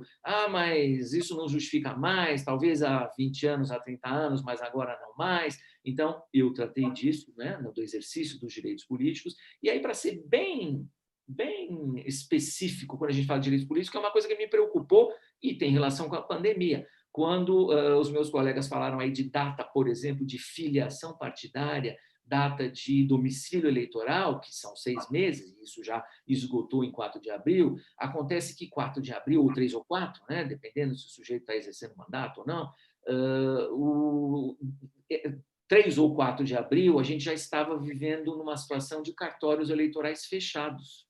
Cartório eleitoral fisicamente fechado no Brasil inteiro, atendimento remoto por e-mail, né? Normalmente por e-mail. E a gente tem ouvido reclamações de eleitores, de candidatos, né? De cidadãos para exercer os seus direitos políticos, que mandaram e-mail, acessaram, né, os cartórios eleitorais e a resposta talvez não tenha vindo no tempo devido. É lógico que tem raciocínio, né? Por que deixou para o último dia? É verdade. Por que não fez isso 1 dia, 2 dias, 3 dias antes? Para não haver esse acúmulo, né? Era mais ou menos previsível. Mas a questão é, chega lá no cartório eleitoral, chegar no cartório eleitoral 100, 150, 200 e-mails, talvez esses e-mails não tenham sido tratados, né, respondidos e tratados em tempo hábil. Então, aí, como disse o João, talvez a gente vá ter que, a Justiça Eleitoral vai ter que se debruçar em cada caso concreto para saber se essa omissão, se essa falta foi por desídia do eleitor ou porque o cartório não teve condição física, condição técnica de responder todos. Dependendo da cidade, o cartório recebeu 1000 e-mails um dia, não vai conseguir dar tratamento nesses 1000 e-mails. Isso não é uma reclamação, é um fato.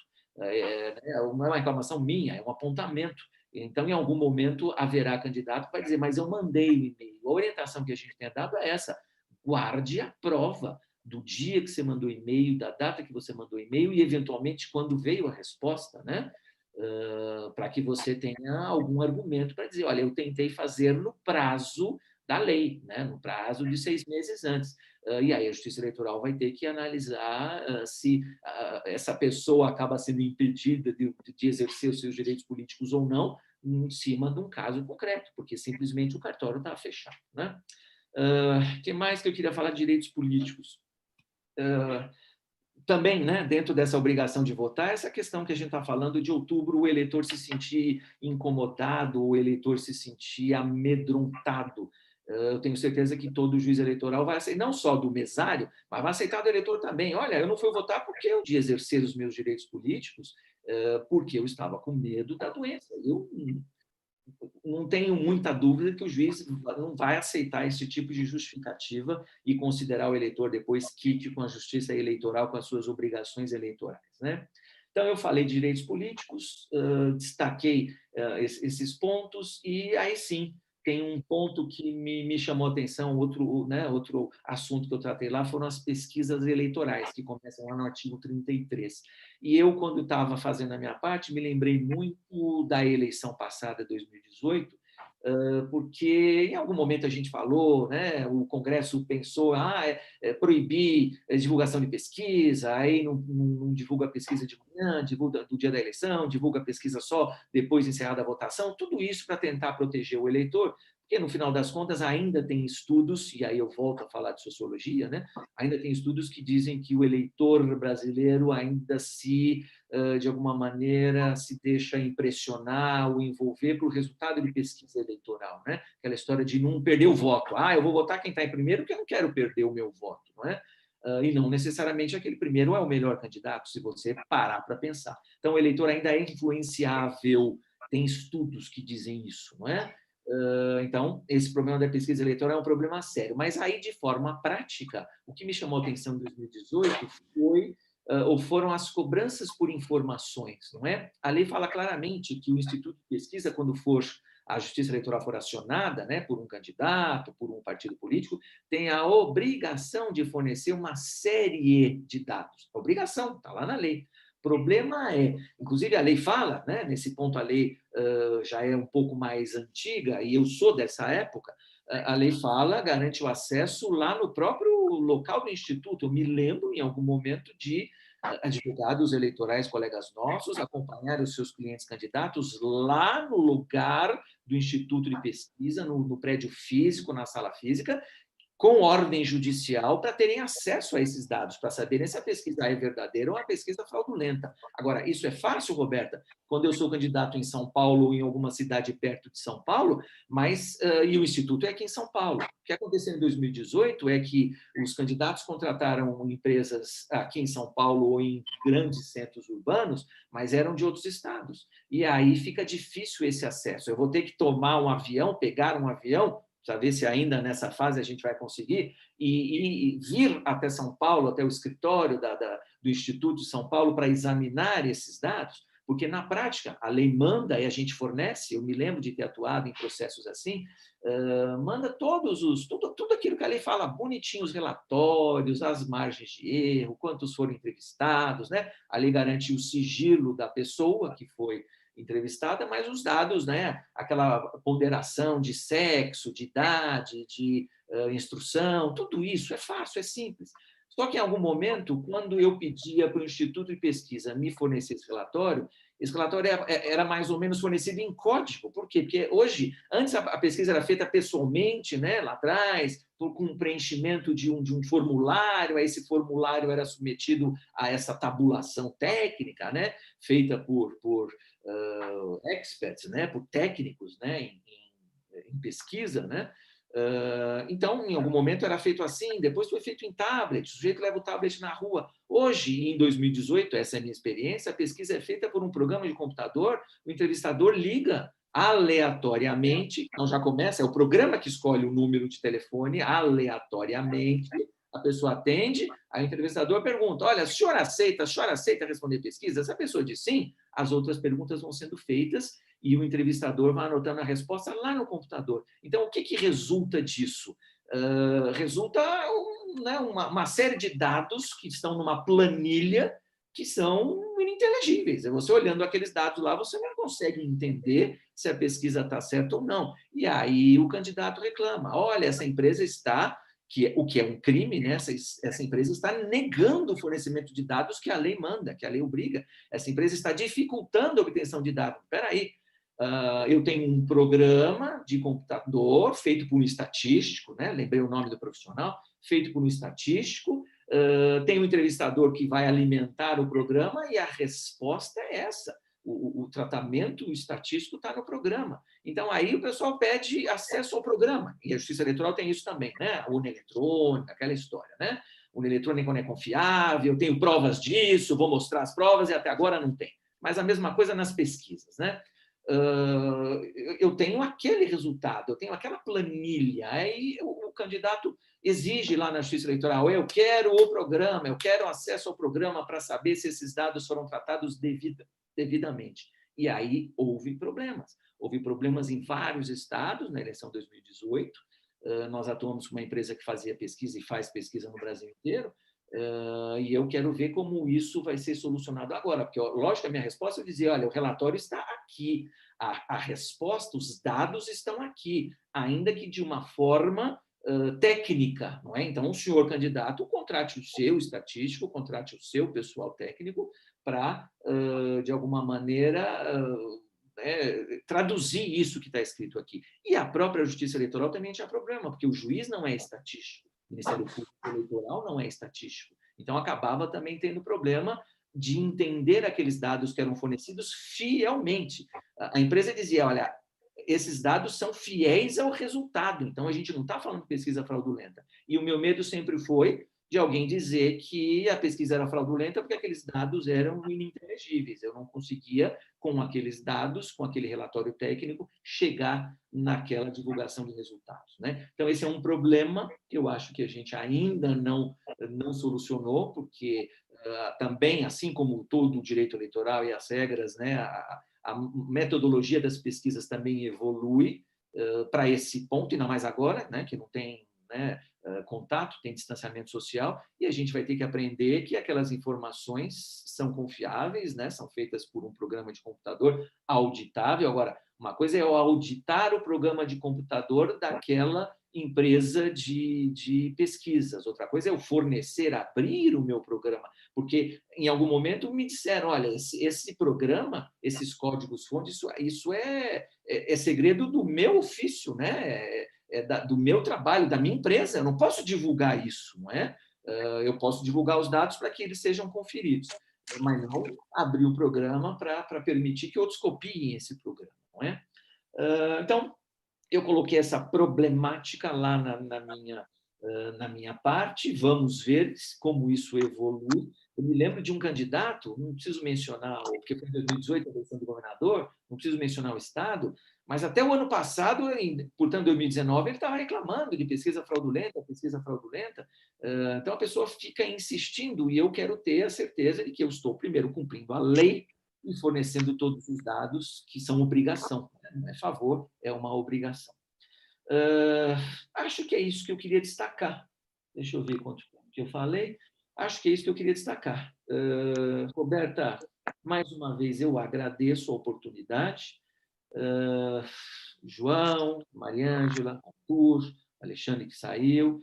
Foi um prazer trabalhar com vocês. Espero que a obra tenha um reconhecimento, né, que a gente tentou fazer o melhor possível. E o doutor Padinha, mesma coisa, como eu falei, é uma honra que o senhor tenha participado desse trabalho. Muito obrigado, viu, Roberto? Prazer é meu. Muito bem. Obrigada, professor Alberto Rolo.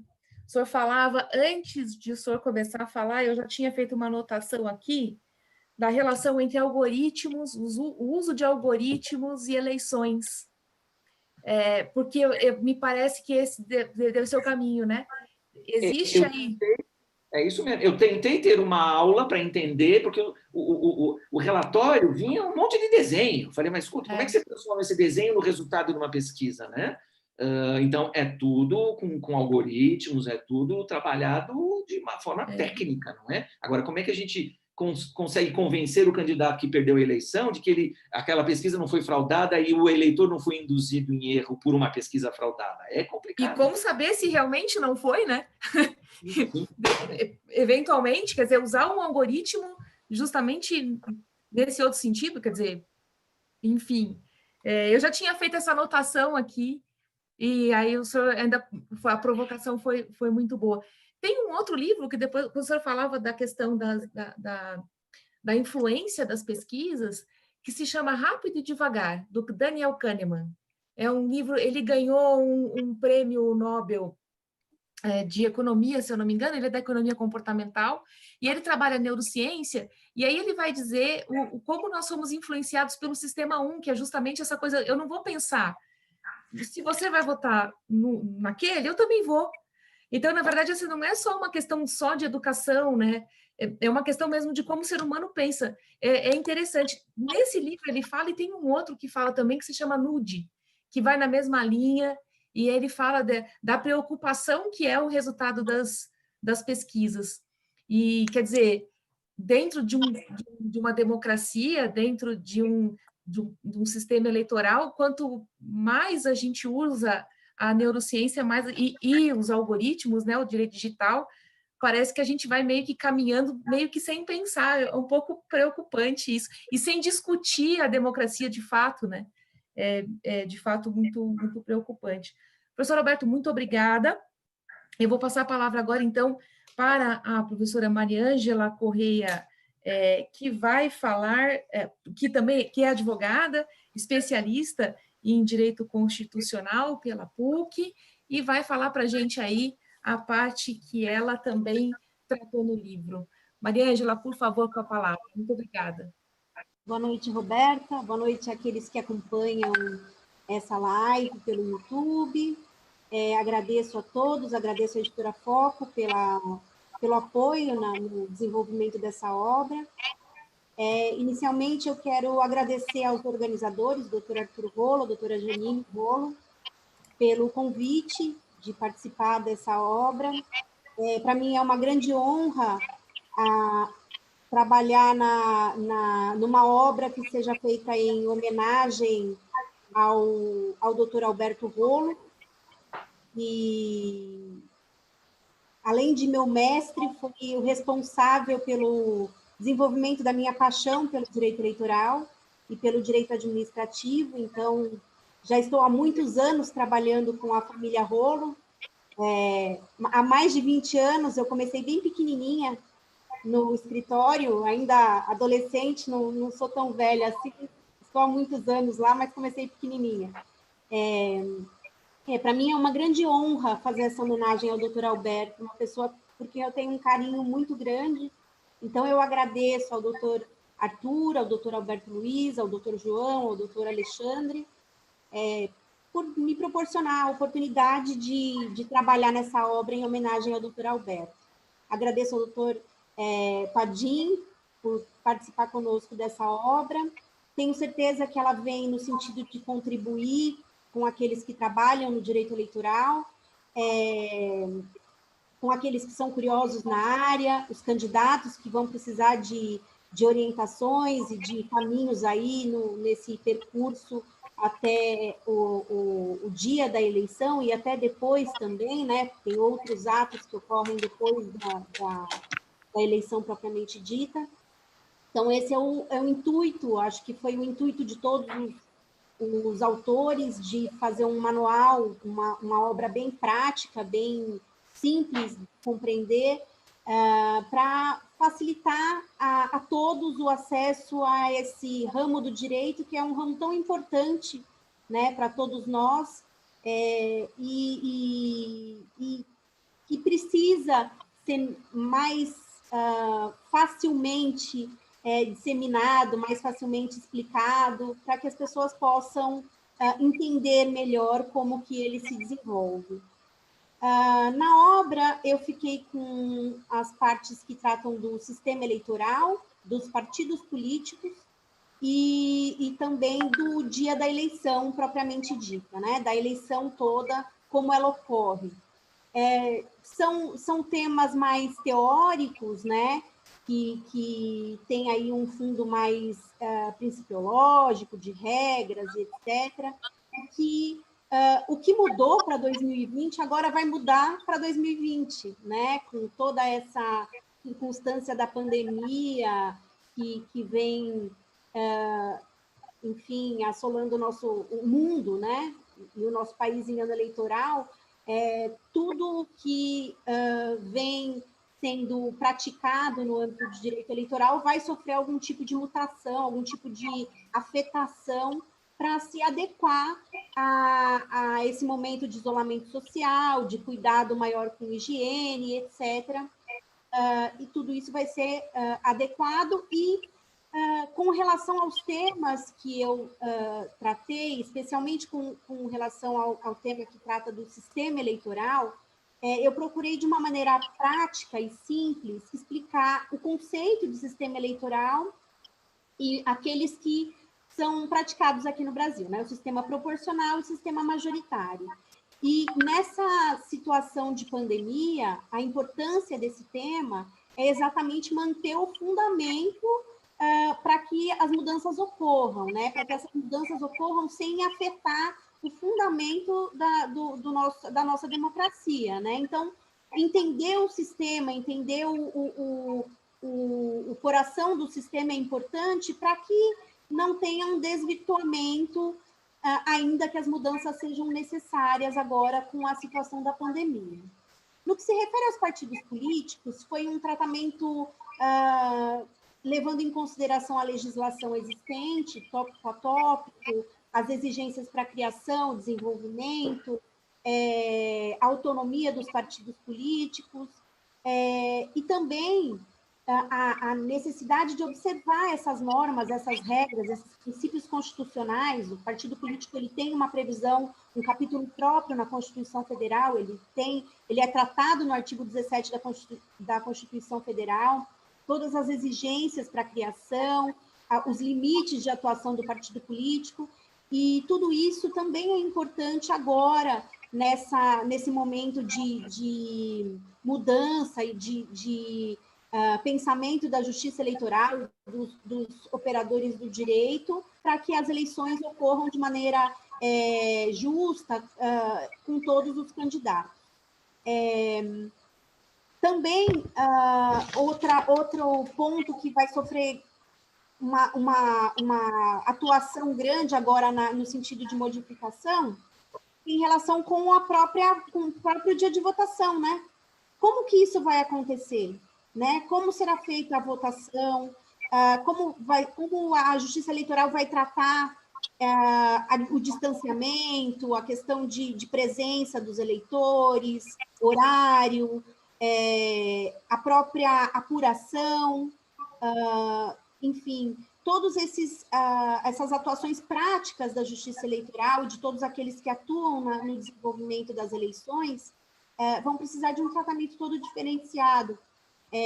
Um tratamento até feito na última hora, porque tudo vem acontecendo sem uma prévia, sem uma preparação, né? Nenhum de nós não estamos preparados para isso, e a Justiça Eleitoral também não estava e não está, e vem trabalhando no sentido de desenvolver uma forma de fazer com que as eleições ocorram da melhor maneira possível, respeitando os princípios constitucionais, respeitando as regras já previstas dentro do possível e respeitando, em especial, a vontade do eleitor, né? A vontade do eleitor que, no final das contas, se expressa no voto, e isso tem que ser garantido, e garantido da melhor maneira possível. Eu tratei todos esses temas de maneira específica com relação à legislação. Obviamente que na época em que foi escrito, nós não tínhamos aí a Covid-19, então esse tema não foi tratado, mas toda a legislação eleitoral, a interpretação da legislação é possível fazer com que tudo isso ocorra, com que essa alteração seja feita sem afetar o fundamento principal, que é o exercício da democracia, que é a alternância do poder, que é o protagonismo do partido político, a representatividade, enfim, a vontade popular. Entendo eu que a legislação pode ser trabalhada e interpretada de acordo com a Constituição e de acordo com a situação fática que todos nós agora estamos vivendo.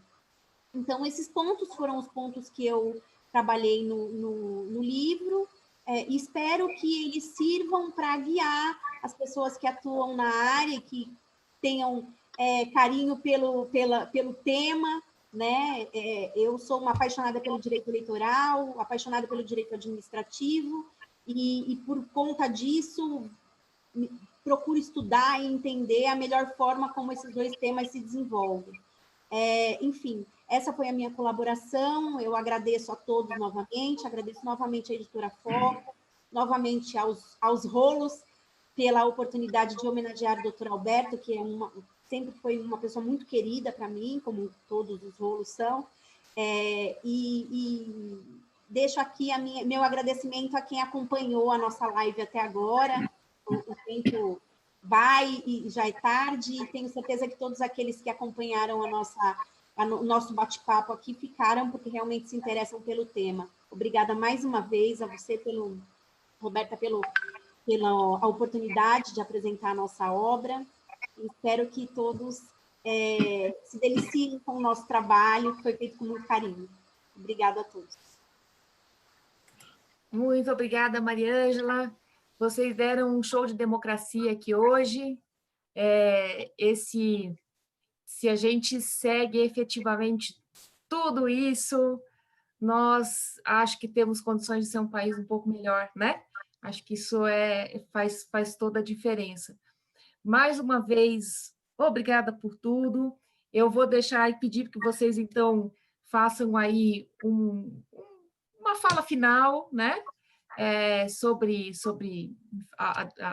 o processo eleitoral, enfim, né? Se vocês quiserem colocar aí, fazer mais alguma colocação para a gente seguir ao final, eu vou deixar, esse vídeo vai ficar disponível no YouTube, mas depois a gente vai fazer o corte de cada uma das falas de vocês, vai colocar também lá nas nossas redes sociais, no nosso site. Não sei por que não chegou o livro eletrônico ainda, eu chequei aqui na Amazon, era para estar disponível, por alguma razão não foi, eu preciso cobrar, porque isso já está lá há algum tempo para o pessoal fazer essa transferência, porque tem muita gente que prefere até hoje em dia o livro digital, né? Enfim, vou deixar então vocês à vontade para quem quiser aí fazer um fechamento, uma fala final, para a gente seguir então para a nossa finalização. Padinho, quer inaugurar? Posso.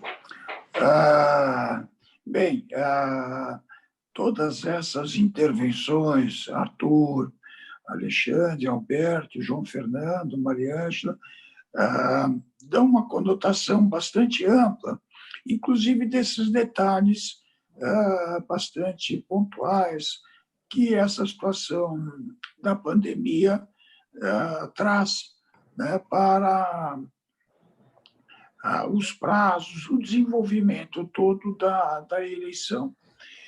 Nós vamos ter que lidar com isso. Eu espero que essas questões sejam tratadas com um olhar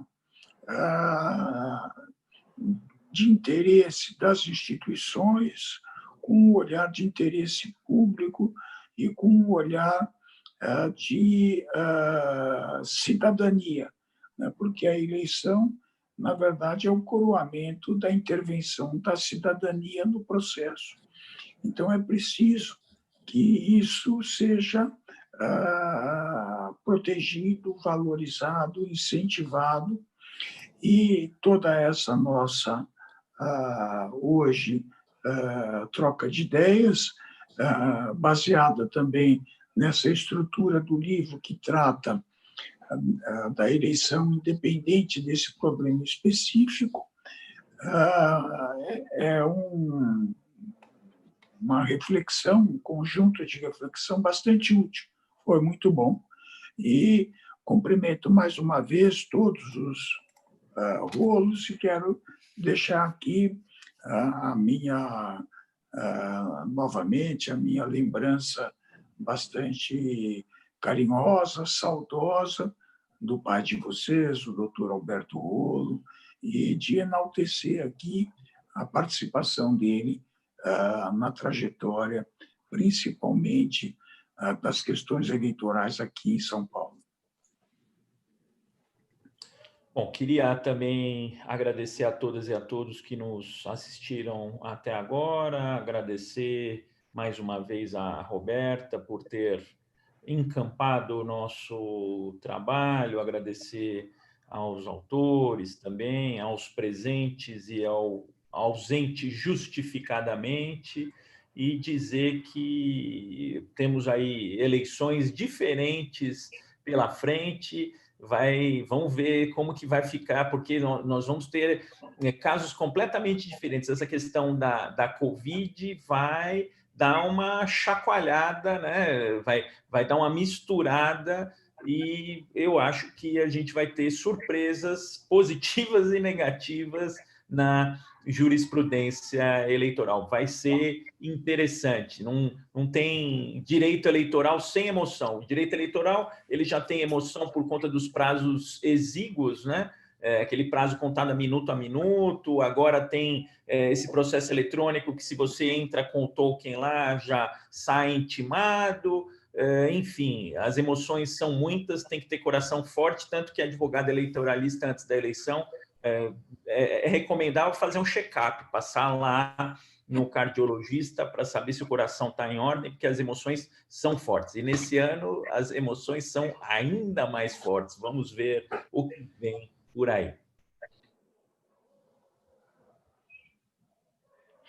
Muito Agora, bem. Vamos habilitando aí quem vai falar. Pronto. Vou levantar a mão fisicamente.